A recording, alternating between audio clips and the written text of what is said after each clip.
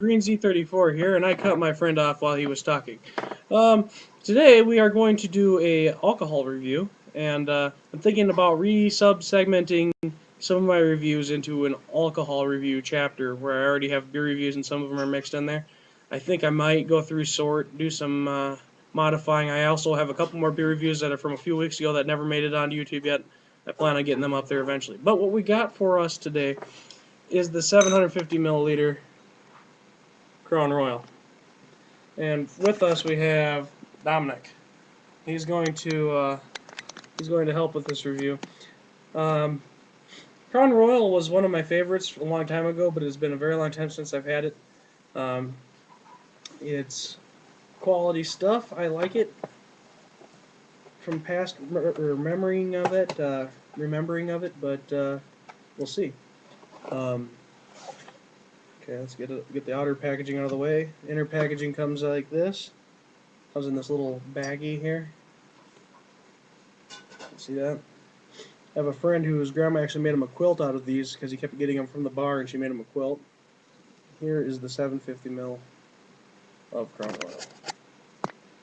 And put this over here. On the bottle it says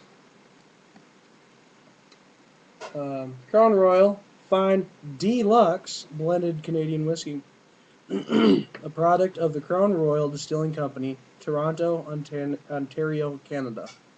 750 milliliter, 40 ounce alcohol by volume, so it's 80 proof. It's got crowns on there, purple, whatnot, kind of a fancy trim. A blend of distinct full-body Canadian whiskies, matured to perfection in white oak barrels.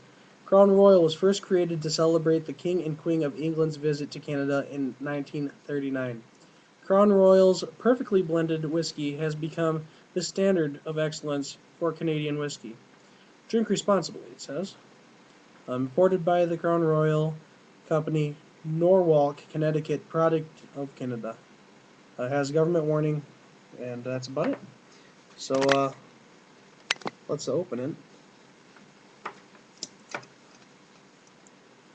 And let me actually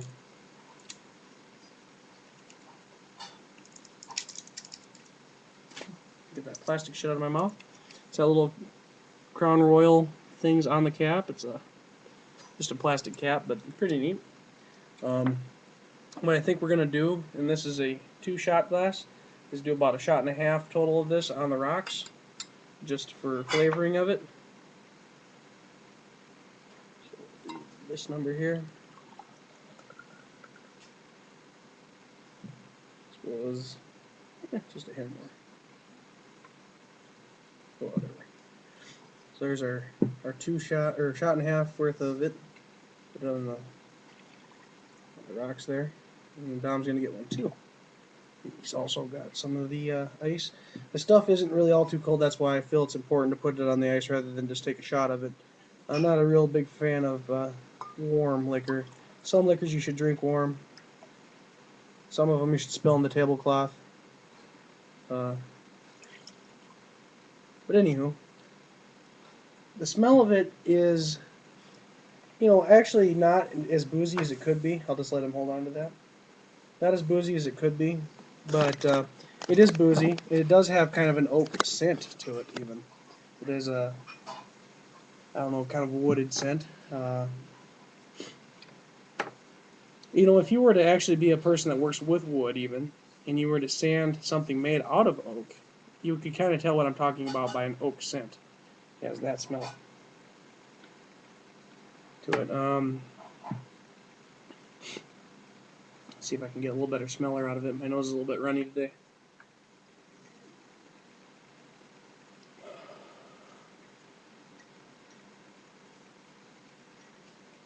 Maybe hints of caramel.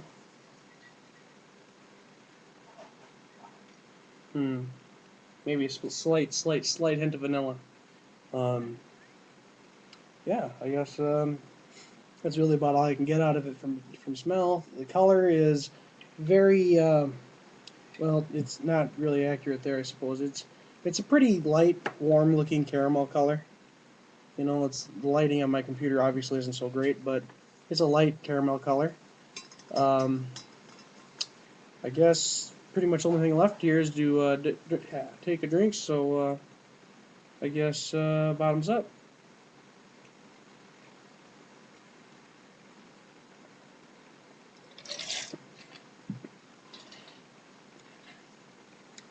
It's sweeter than I remember. Has a little bit of a burn to it, but not as bad as it could be for 80 proof. It leaves a tang in the mouth, but because I put it on the ice, I don't really even feel a need to immediately chase it with anything. Definitely more mild, more laid back than some of the other 80 proof alcohols I've tried in my life. But I suppose really what I got out of that was kind of that oakness that they actually even talk about there on the bottle being boarded in oak. The caramel doesn't really come through and taste quite as it does in scent, but it was very mild anyway. It's maybe a slight amount of it, and it's sweeter than you expect. And I guess that's something that that did surprise me. It is sweeter than you expect. I don't know. Got any thoughts on this, Doc? It is very sweet and smooth. And I don't know. Yeah, I don't think you'd expect a smoothness from this. You just you think whiskey? Ooh, it's gonna make it do this number, and it don't. It's you think of whiskey, you think of like Jack Daniels, and it is different than that. It it's something that's less harsh, and I think maybe that's why it's popular as it is as among whiskeys. In one of my upcoming reviews, I got Maker's Mark, and that's supposed to taste a lot more close to like Southern Comfort, so that one will be a little more harsh to the edge. But we'll give her a shot. We'll take them as they come. I guess if Dom doesn't have nothing else, you got nothing, Dom? No. Well, with that being said, then I guess you guys should go ahead and give this one a shot. It'd probably mix good with Coke. I think that if you're going to have a whiskey on the rocks, this might be one of your best choices to drink straight if you're going to do that. But, Coke, Dr. Pepper, maybe would be. Dr. Pepper would probably go good, pretty decent with it. Maybe even a mild root beer, not like mug, but maybe like a sweeter, like a A&W. Maybe even I don't know. Well, Barks would be on the other end of the spectrum, but that bite would maybe complement the smoothness. Anyway, with that said, guys, have a good day.